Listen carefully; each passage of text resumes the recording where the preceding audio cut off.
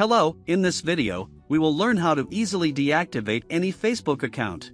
Please don't forget to like this video and subscribe to the channel to stay updated with new content. Let's get started. First, open the Facebook application and go to the menu. Tap here to open the account settings. Then navigate to the Account Center. Press Add to Personal Details.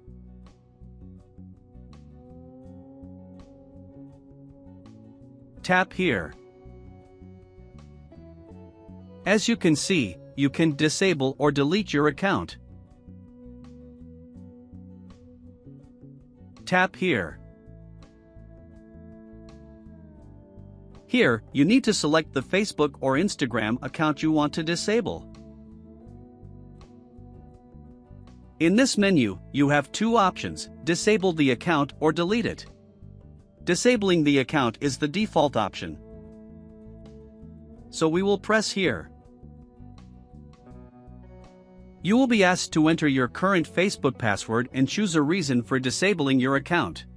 You can select any option and then press Add to proceed. Press Continue. And then press Disable My Account. Your account has been successfully disabled. It will no longer be visible on Facebook as if you deleted it.